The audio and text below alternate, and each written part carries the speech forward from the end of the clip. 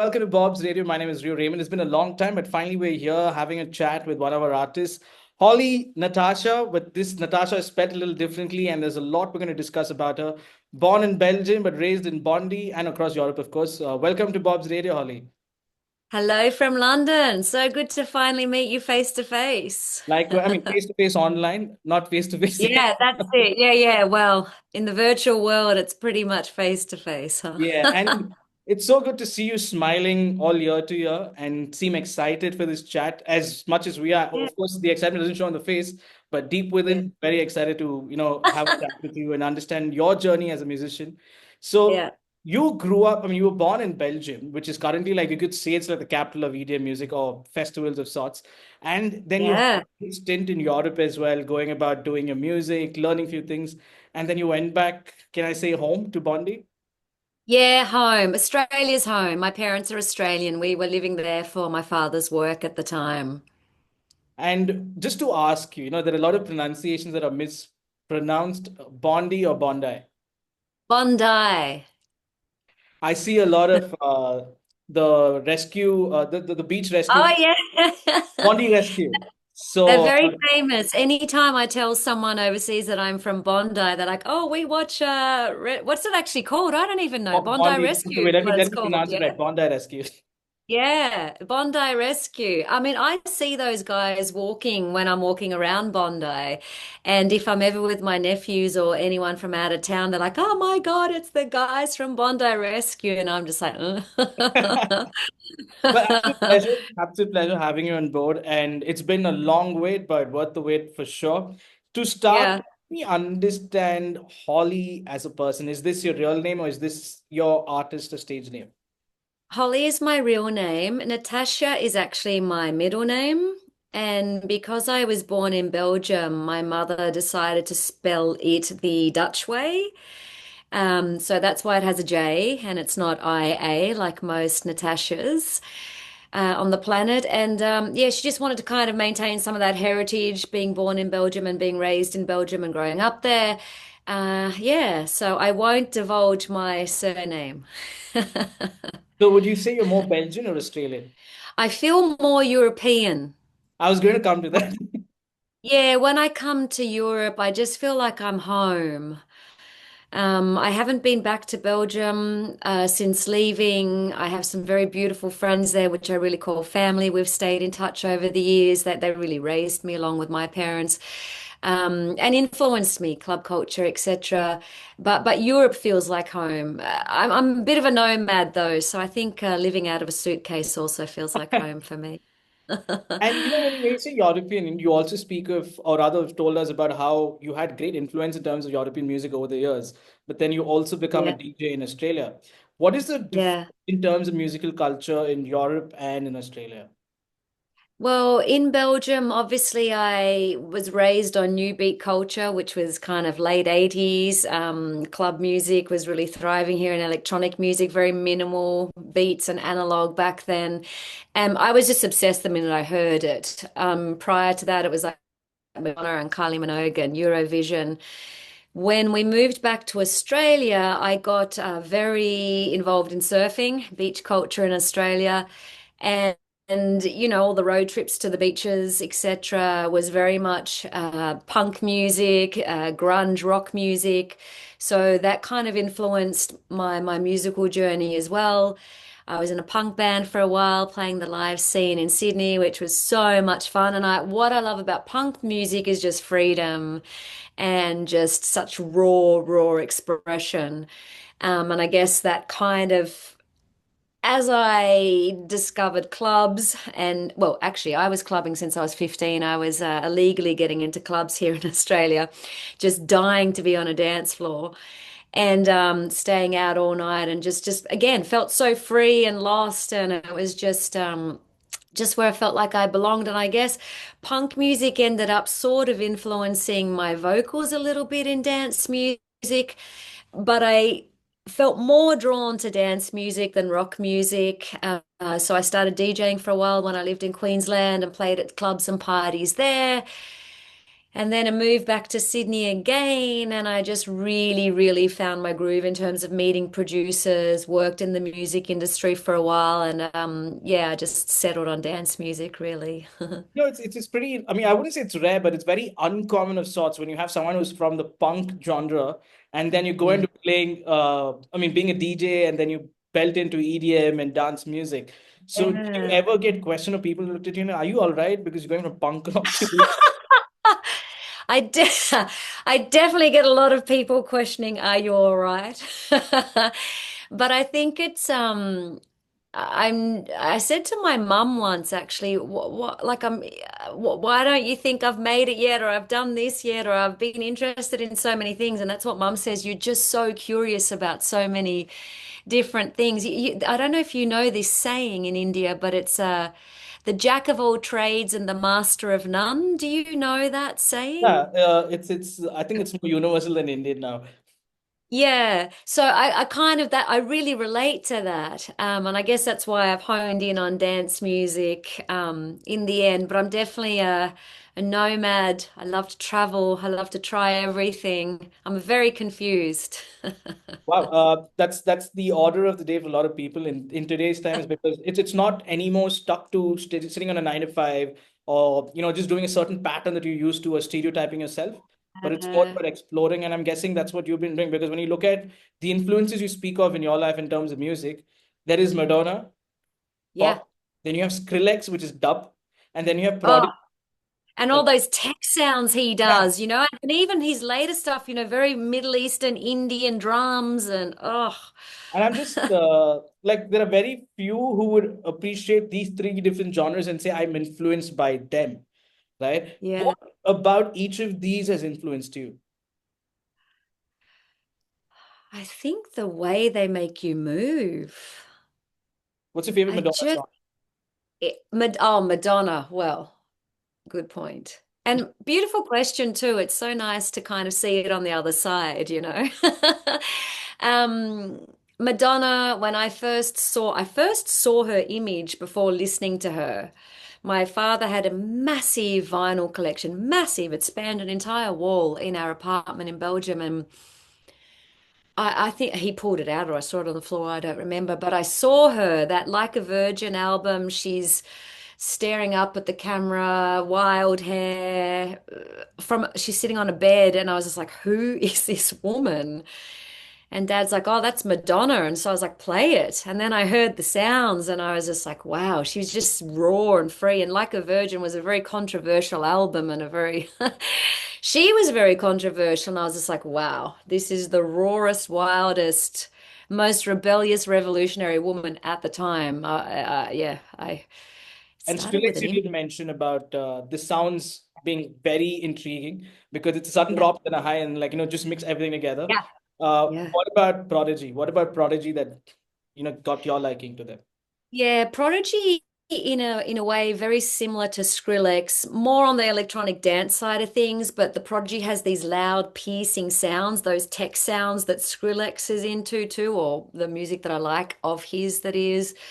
And there's just something about those high piercing sounds when they're fused beautifully in big bassy beats that just again I'm just like, whoa, what is that? And it evokes something very tribal, I think, in my movements and in my gut.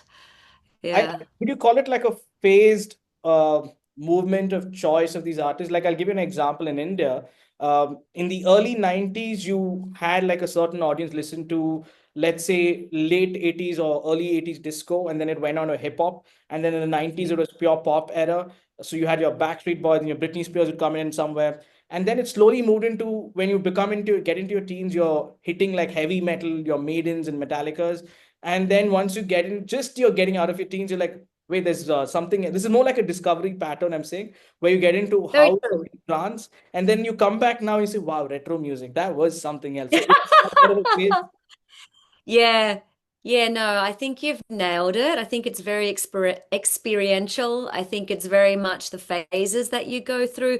Obviously, beach culture and being in the cars, heading to the surf, you were getting hyped up and pumped up by all those bands that were, all the surf movie soundtracks. I'm not going to remember all the names now, but even Bad Religion and Sex Pistols and Offspring, and you were so pumped to go and get the waves, and that was the music.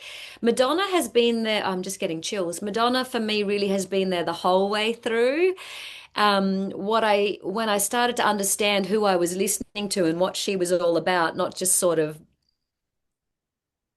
I'm not that attracted to pop music per se, but obviously she had so many catchy songs. But what I started to realize about her is she was working with so many dance producers and DJs were remixing her songs. And I was really, really, really drawn to that. And that's something that's never left me. Dance music, club music, and remixes has never left me. So whatever genre that might be, evolving still these days, everything sort of comes back around. Yeah, I definitely feel like that's where I landed. I mean, it's great to know, the journeys that you go through in music because sometimes people relate to it, and there are some very uncommon ones, and somebody listens to, wait, I used to be this kind. It's not like I'm a weird one, but I like this kind as well, and there is somebody else who likes Yeah, that. So it's yeah, the great turn of testimonies that you could say people can go about. yeah.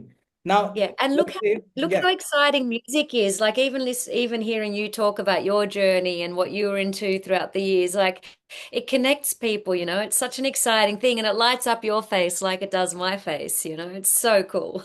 It's also great to know, like, I don't want to sound very obnoxious by saying errors of people, but in true sense, like you had a certain era where people, like, say, 70s was Queen, then it went into the whole disco era. And then, so it's so intriguing and fascinating to know about the different kind of eras in music and Yeah. Oh, those have yeah. ended over time.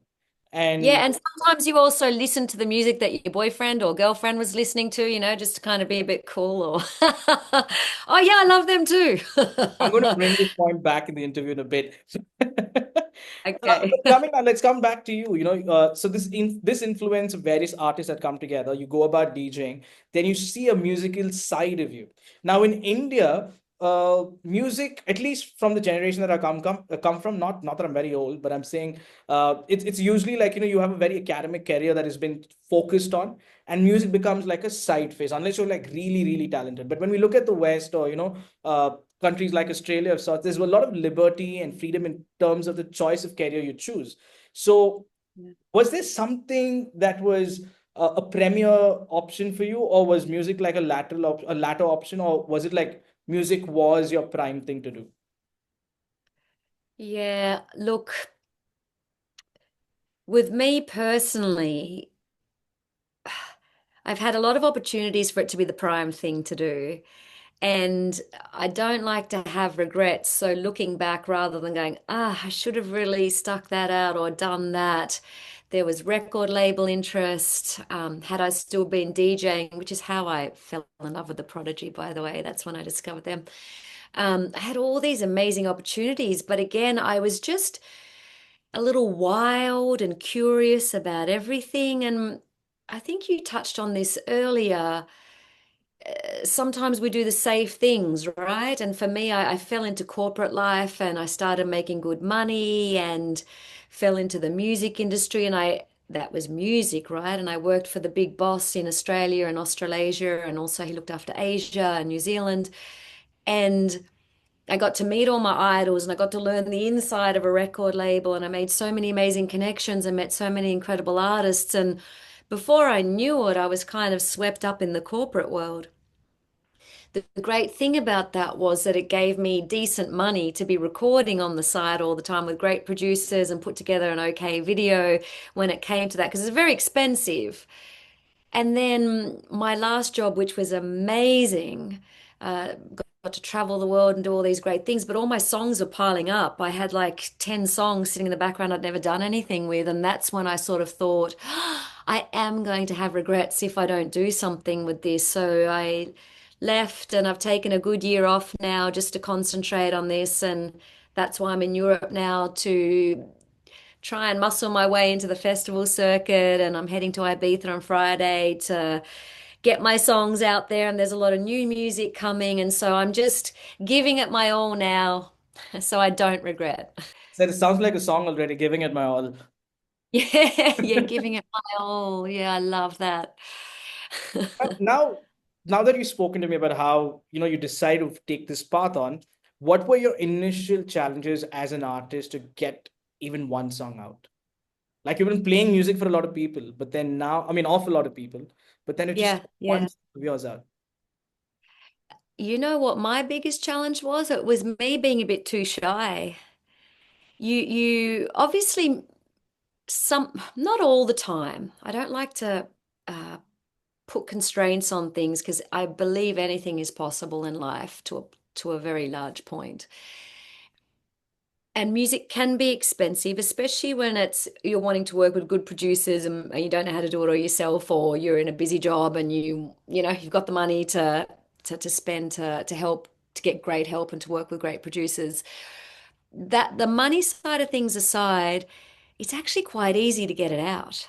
And it's actually quite easy to hop on a stage and pick up a phone and say, please let me play for free for now until you like me or don't like me. But it's the courage and the bravery sometimes to do it that stops us all.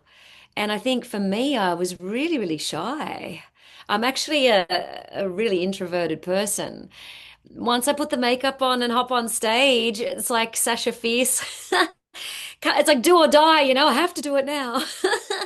But I've been exercising, putting myself out there now because I don't want to be on my deathbed going, oh my God, I have this thing that I love to do and I didn't do it. What did I do? I don't want Yeah, to do a comparison, but it's just an analogy that Michael Jackson as well was very shy and introverted off the camera and off the stage.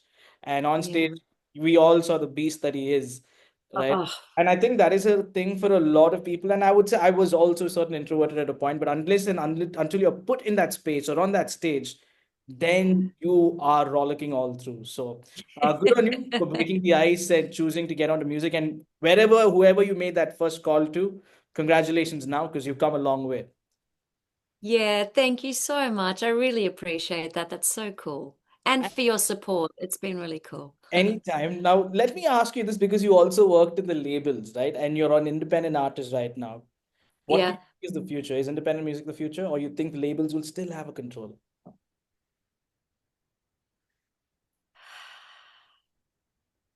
At present, they have huge control still, and they actually own all the independent I know. avenues. They buy it up, and I saw that very early at Sony Music when I'd sort of come in at the tail end of, digital music first taking over and them scrambling to make up the money, right? Illegal downloads and all that sort of stuff. I really saw that happen, or the tail end of that. And they were buying all the independent and indie labels, and now they're doing the same thing with huge stakes in, things like Streaming apps. TuneCore and all those sort of things. I've been doing a lot of reading. Apparently, they are basically using algorithms to even identify who the next big thing's going to be and all that sort of stuff. I would like to think that one day the future in general isn't governed by money and power. Whether that's going to happen or not, whether it's the music industry and across the board, I don't know. It's a tough question. It's a tough answer for people to look at, but that is the ultimate thing that everyone wants, especially as musicians and artists, to not be controlled by a third person, especially when you have platforms that are out there for Yeah, you to explore and be discovered. But that is the future we look to work on and see how we can better that. yeah, But what yeah. you've been doing better and better time and again is one song after another. Yeah. So if you could tell us your first song, how did you go about writing that? And also, what inspired you with that? It's probably still the very same answer for these days. It was a very organic experience. I don't even know if I realized I was doing it. It's always been from my feelings. I don't think I could ever be a hit factory writing songs for people, and or maybe I could. Never say never. But my feelings, I'm such a feeler. Oh my God, my heart's broken. I've got to write, and then I feel better. And it started off as poetry, getting all my feelings out on poetry. It was usually about boys, Ah, usually about boys. So, yeah, yeah, it's emotions and processing emotions is very much why I write. Yeah. Wow. I don't know how to process them, I don't think otherwise. Yeah. If you ask a guy, it says it's usually about my breakups, and here's another female artist saying it's usually about boys, it's about the experiences. So I think it's like, a sync that comes from either side, and then both write songs that, if not dedicated, at least to diss the other gender of sorts. I wouldn't say diss, Love. but again, it's from the experience that went by. Now, Love. released I Love. also, sorry, you were saying? No, no, I'm saying love, love, love, love Um, just makes me stop. Love.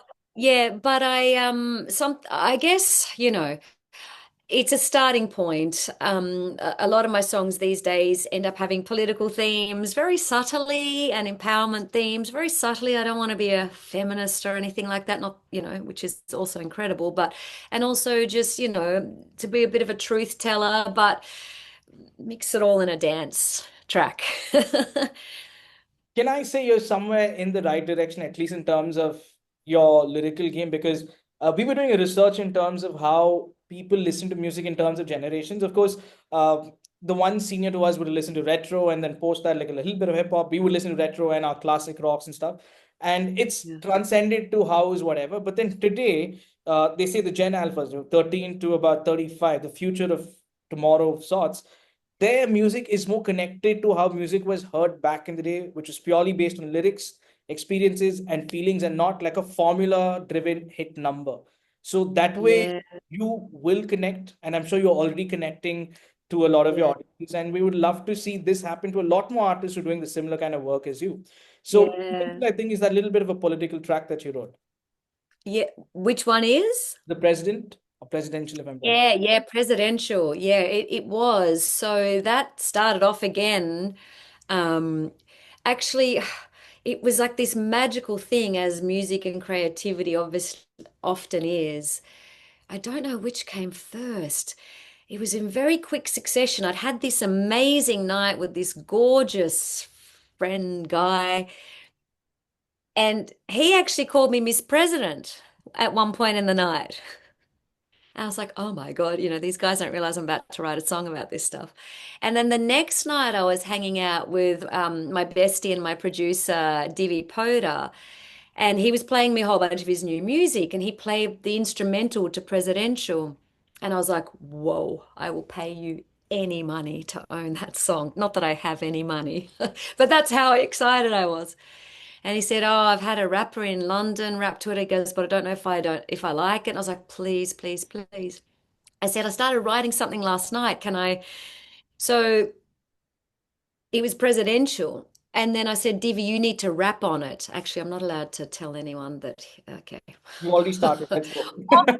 Boy rapped on it. I said, "You need to find me someone to rap on it." Anyway, so it became, as we were working together on it and the rap came together and I was putting my flavor onto it.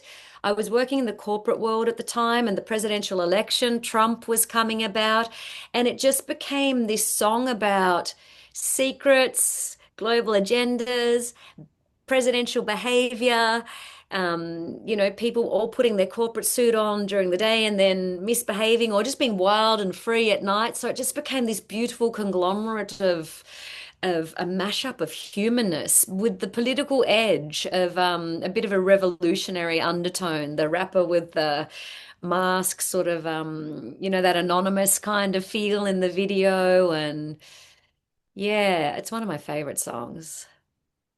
And there's a funny thing that not many people notice, because of the way music is produced today. Uh, Yeah, like I said earlier, today it's more about a formula driven sort of stemming of tracks together and then the lyrics come in.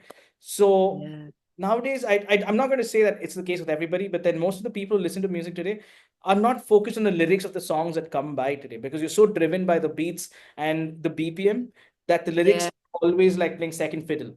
So yeah, when you speak of this, it hits me like even I was caught in the beats when you tell me about this. Like, I didn't pay attention to the lyrics. So now it gives yeah, me to go listen to Presidential again to know yeah. what exactly it sends out, what sort of a message it sends out. So I think this Some is of the lyrics are naughty.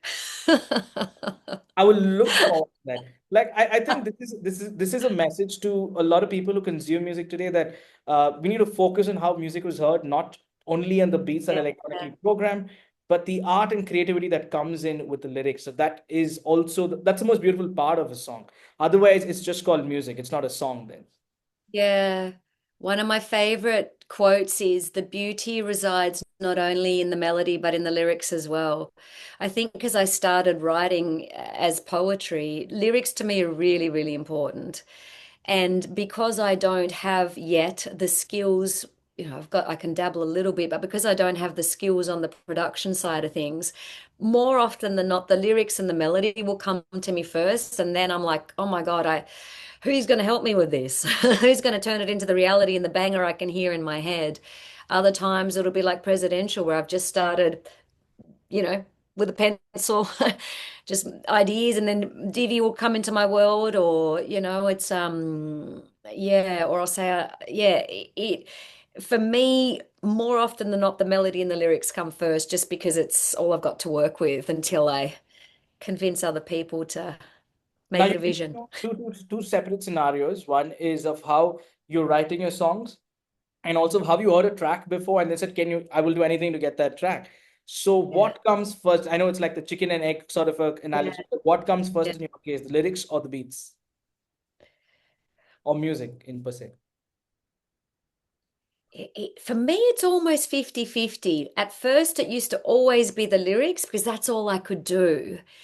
Even when I played piano, I didn't, it was classical piano. I didn't realize I could probably start writing my own songs. So I was always just singing melodies and writing poems and then putting them together. Because obviously now I'm more experienced, I have a broader network of producers. They're sending me music as well. If I've got, yeah, it's usually an idea and lyrics, and then I'm just hungry to make it happen. But if something gets sent to me and I'm like, oh my God, that is just a banger, then I'll beg, borrow, and steal. Not I'm going really. to beg for you to tell us a little more about your album in 2025. What's it about? What's going to be like? How excited are you? I'm super excited, but it is at the moment, I was really certain a couple of months ago how this was going to go. And since I have become more inspired to perhaps produce it a bit more myself, because what's been happening for me is a lot of electronic music is presets, right? And programs. And I've been feeling, a- I think people like Skrillex, why I love him so much is when you listen to his music, it is so creative, and it's like he's finding the singular instrument piece and doing something with that rather than presets and And etc. dividing and And bifurcating I, one thing into many parts. yes, and I would like to have more control of doing that. So my album is now in no man's land. I mean, everything is like nomad, no man's land. I think I'm rethinking the whole thing. I think that's exciting to me because I think I'm going to produce this more myself. So watch this space, and I hope it's still going to be in 2025. And I'm becoming more attuned to vocals, right? And what I mean by that is, as you go down this journey more, it's more important to you to become more musical. So I think I've opened a rabbit hole. I'm excited, but I don't really know where this is headed. So I don't know also when that stuff happens, do you stick to the timeline? Do you give yourself some more time? So it's in no man's land. I think it's very clinical of what you are doing because every artist has a journey to grow into becoming better and not be stagnant as to where they are. So it's Yeah. upwards from here on, and like they say, delays are not Yeah. denials, and it's better late Yeah. than. Yeah, well said. And also lyrically, I don't really want to sing about boys for these next few songs. I feel like there's so much happening in the world at the moment, good and bad. And I think there's also, I hate to sound cliched, but there's a lot of truth coming to light, which we've never really wanted to admit because it's comfortable and safe not to. and I feel that punk in me is coming back. And moving on from that heavy topic, other things are so interesting, like you're in the tech space. So what's your, things like AI and um, the I'm the tech disconnection space. that. No, you make me sound very intelligent by saying I'm the tech space. Well, Bangalore is the tech He's a tech space, hub, really. yeah. Yeah, and you're building an app and you're doing all these incredible things for music over there with your goals. And it's an interesting time on planet Earth watching all of that develop too.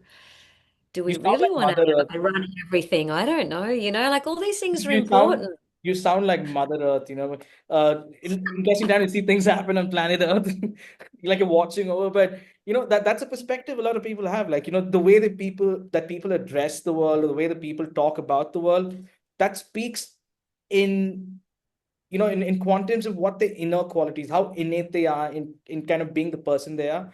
And you don't just look beautiful, you are beautiful as a soul, is what I believe, because of just the way you just said a few things as well. And I know your music will create waves in the times to come. We don't know what the album's name is, we don't know what songs are in it, but for one thing's for sure, we know you're not talking about boys in that. So that's a and we're definitely looking forward to it, and we're looking forward to see Holly. I'm not going to say great record label deals, but be probably a beacon for independent musicians that are going to be around the world. Yeah. Oh, I was just going to say, I actually had a little bit of interest recently, which was really exciting because it means you're going in the right direction. But I've spent so much time and money now, and I've always had this dream to have my own label. So it's, yeah, I feel like it'd be cool to have my own little empire one day. I like the word. I mean, I go with that thought as well, because I'm building a kingdom and you're building an empire. Well done. Yeah, let's go. You were talking about taking the risk and going ahead and doing these things with a lot of challenges ahead. But like they say, you also spoke about spirituality, but they say, when you fear of doing something, it'll remain a fear and it will always hold you back from doing it. And that will lead to regrets in life. So I'm guessing you already figured the part of not wanting to regret. And now it's only about pushing yourself further and further up ahead. Yeah, well, whichever one you choose, it's going to happen, right? So if you fear it and don't do it, it's not going to happen. So I'd like to, other people can do it. It's just doing it, isn't it? It's just showing up and creating some momentum. And I think as artists, any artist, whether it's film, music, painting, often it's scary because you do a lot of couch surfing and it's often better to work so you can live comfortably and all those things. So art's a bit tricky in that way, but yeah, just go for it, I think. Yeah, I just say always, Regrets it's regrets would be a terrible thing to go to your final resting place with. like I But always what say. if I always stop? say this. Oh, thanks. I will. I've got Something more to do. I always say this, that the first battle is to start. And if you started, you already won the major step ahead. And like I said, the rest of it is just figuring things out as you walk the road, because every now and then you will learn something new. And that Yeah, will be a part of your stride in your journey. Now, let's come to the musical side of it again, back to it. So, you are also collaborating with some Indian artists. yeah. Yeah. I'm going to throw this question. I don't know how many see this coming through in terms of how a lot of artists from the other parts of the world want to do something with getting audience from India. Because I understand we're a huge audience engine. What is your reason? Is that the reason, or do you? Okay, let me just ask you, what is the reason? So when I worked at Sony Music, I became good friends with a girl woman now called Hayley Warner. She was an Australian Idol. I think she was runner up. She was second. Very talented. She's now over in LA. She's a successful songwriter and she started to release her own music. Such a powerful singer.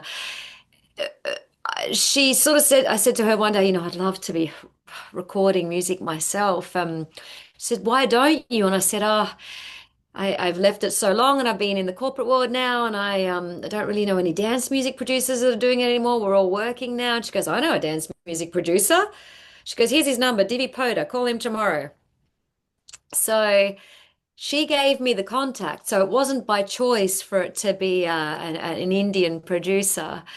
Um, and when I met him, we just hit it off. Well, I just was like, whoa, who is this person? Like he's writing beats, which I loved. He had that Middle Eastern influence, which is kind of has that tribal vibe that I love. And he is just such a live wire and vibe of a human being. And he talks about, and at that time was talking about things that no one dares talk about, and was just a very alive human being.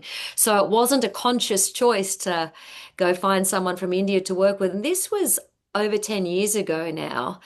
And obviously, as I um, become a little bit more, what's the word? A little bit more intentional about marketing and things like that, which I struggle with because I'm a very organic person. I don't, I like things to develop organically and not, I don't want to market to people to sell to them. I have an issue with that. But when you're spending money and you're wanting to make it your dream, so I'm obviously becoming aware what a huge market India is.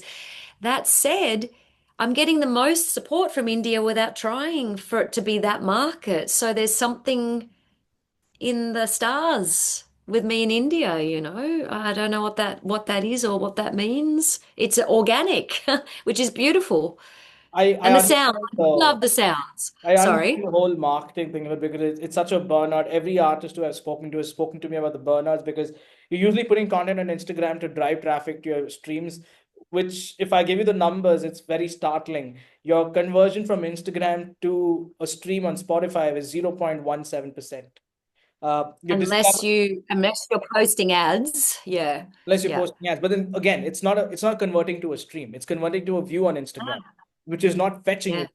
So, I mean, No. because of the Oh, wow. strategy So, we're going through for yeah. our and what we want to build. So Yeah. that's one of the reasons why I gave you that thought as well. Get onto our Yeah. platform. I'll tell you the name in time as well. Well, Rio, like, I've been told, or you read, you can't just sing your songs to camera. You can't just release songs and why not? Like, that's what being an artist is. So I should follow every other viral rule. Like, I think things become viral because they're authentic and organic. I might be wrong. I'm not a young YouTuber or TikToker. I don't care. Like, it has to be authentic to you, and I'm not going to play some weird game. And that's what a lot of Um, people get stuck into, right? You follow what the algorithm tells you to do on Instagram, and then you end up doing that, and you're stuck in the rut of all the weird kinds of content that is there, and you're not going to grow as an artist. You're not. Seeking approval again of an algorithm. It's not even real. Let's change that game in time. Now, But you let's know what? I also duped myself out of a lot of opportunities earlier in life by thinking like this. So, Good on to you for being authentic and organic, and that's the way to go. Because see, all of these things are a bubble. It just came out of the open and blew out of proportion during the COVID era, and it's still at its peak. But it is going to be a bubble that's going to burst out in time. It's going to drop, and you will see new things coming out. Because you anything can that feel has a it. quick growth, right? It's not bound to sustain long. It will have its downfall, You and can feel organic it. and authenticity will win its day soon. Yeah. So yeah, for me, it's just getting out there live now. Yeah.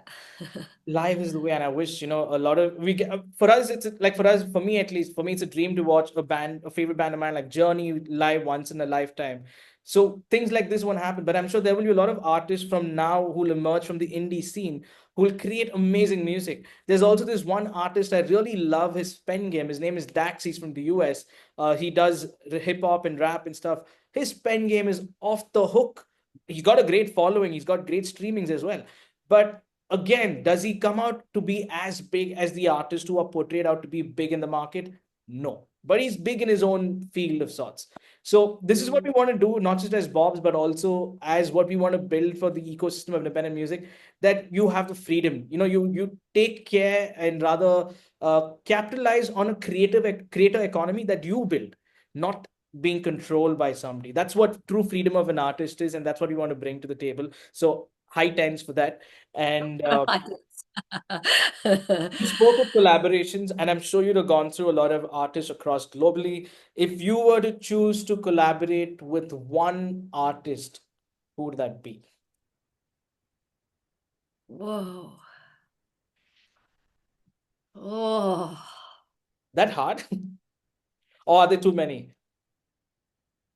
there are too many, but there's two that sprung up. The first one that sprung up was Skrillex, and the second one that sprung up was Diplo, and they often do things together. So if I could have them together, I might even start writing songs about boys again. What is the line that you said earlier? You said there's something that you said earlier, and I just repeated it. It said it sounded like a song name. Maybe that could be the Oh song. yeah, all in, No, it's not. all in. It was all in, wasn't it? No, it wasn't all. It was about three, 4 words. Damn, how am I so bad with memory? I need some sleep. Go all in. I'm sure it was that. Let's look Maybe, back and maybe see. I'll look back at it and I'll probably put that in, and then that could be the song name and song title, and the artist could be Diplo and Skrillex featuring Holly Natasja. Imagine that name, manifesting it for you right here. Said it sounds like a song already, giving it my all. Yeah, yeah, giving it my all. Yeah, I love that. Yes. You can have a small percentage, Rio. No, that's fine. That's fine. Keep all of your to I yourself. know you can, but it'll be small because I'm a tough business lady. I'll Holly. Corporate world will serve me well. I'm hoping it does with all the experience that you've got, and I'm sure you will. Now, coming to in terms of Holly as an artist, like every one of us, in the things that we do, we always have like, I wouldn't say a pinnacle, but this is what I want to reach and this is what I want to do. What is it for you? I would like to have a music career that could self-sustain me to travel all over the world and work with incredible producers, meeting lots of like-minded people, having a tribe of musicians around. Performance-wise, I would like to be playing in some of the best dance clubs in the world, maybe even a residency one day, and just having incredible DJs remix and spin my songs. That would be the ultimate. Which is your ultimate venue that you want to play at or a festival? Hi, Ibiza. Hi, Ibiza. Hi. You should say hi, Ibiza. So it happens. So Ibiza says hi back to you. One of my songs, Tell All the People, I didn't do a full video for it, but I stole and credited I think it was their 2023 promo material, and it's me sort of green screening over the top of it. So when I'm there, I'm going to send it to them and go, guys, I'm here. Now, we spoke about the world. Let's talk about the parallel universe, which is also the name of your song. What a plugin. I'm Yeah. so good. Yeah, that segue was on point. All right. So this song, Parallel Universe, like you said, you write songs about today, what is in the need of the hour. What is this song all about? Um, well, it started off about a boy, um, and it it became it became more about the idea of sliding doors. This could work out in another world, in another universe, in another time. And then the video is going to be, I think, AI generated. I found someone cool to work with and sort of taking it to that, otherworldly experience. It's also euphoric in terms of an otherworldly dance festival at sunset kind of vibe. The sound itself, so that's sort of the lyrics, the sound supports it, but the sound itself was inspired by Rufus Du Sol. Do you know who they are? Not heard of that. And their biggest hit is called Inner Bloom.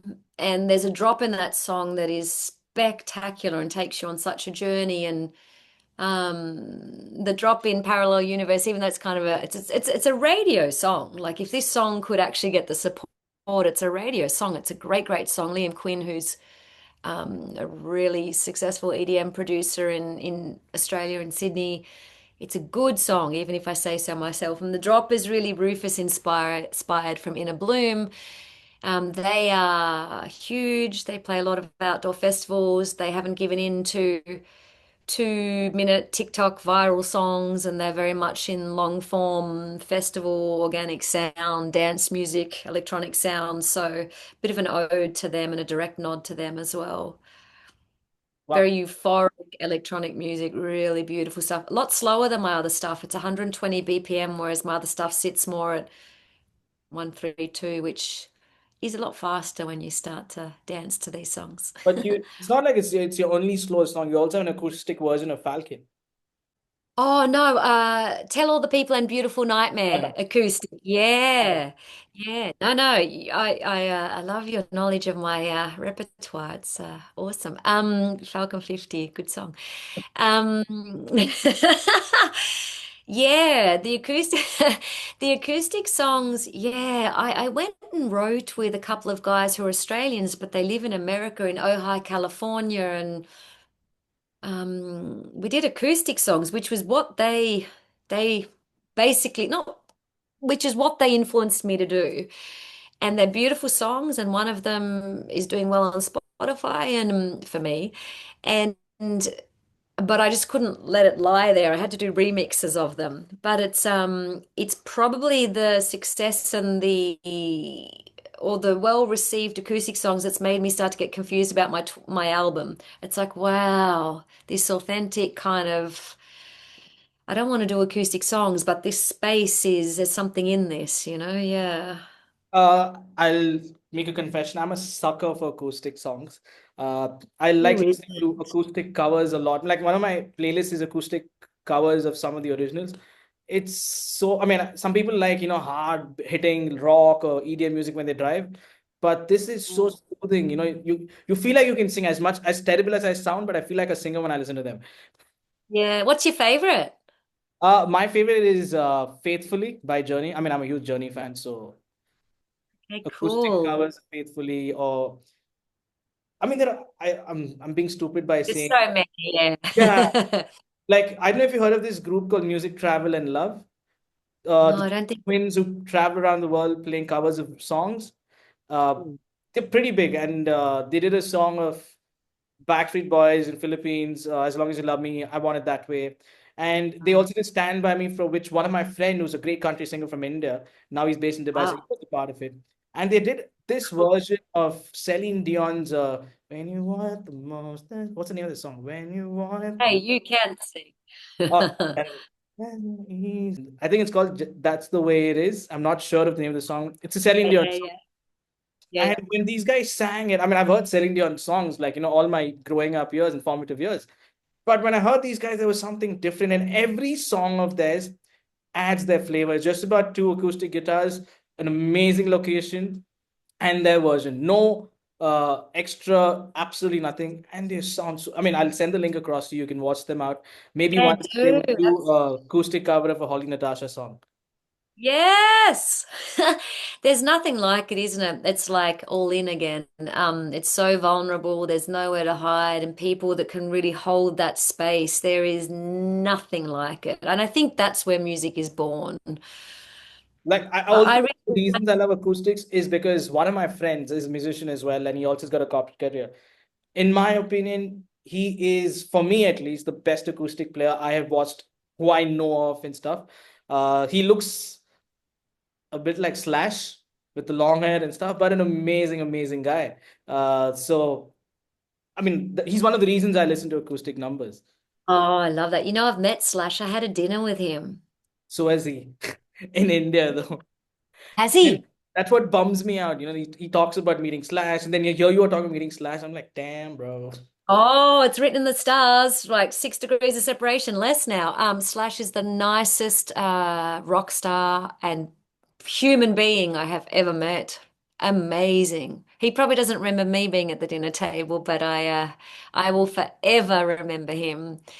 Acoustic songs, yeah. Do you know that Hey There, Delilah, something about New York City and that's one of my faves. And when Gwen Stefani did Don't Speak, because that wasn't an acoustic song, but she did an acoustic version of it. And I was just like, every time she does an acoustic version of her tracks, it's insane. I've not been a huge fan of. Oh wait, before we get into that, let me ask. I forgot to ask you this Yeah. question. You mentioned Besides, about. Yeah, I just want to get away from. You mentioned boo. about how you're writing songs about boys, and a lot of the guys also write songs about women and the experiences. Um, from an artist point of view, from your opinion, let me understand. Who writes better songs about the opposite gender and experiences with them? Oh. Or let's say which one's bound to be a bigger hit? Yeah, or yeah, well, things are so diverse these days that men too can write songs about men so much more freely and women about women. So it's an interesting question across the board. But let's go with men and women. We do. Of course we do. Okay, I'll take that because I think I think women have a sexiness and sassiness and we feel a lot more deeply, so it has to be us.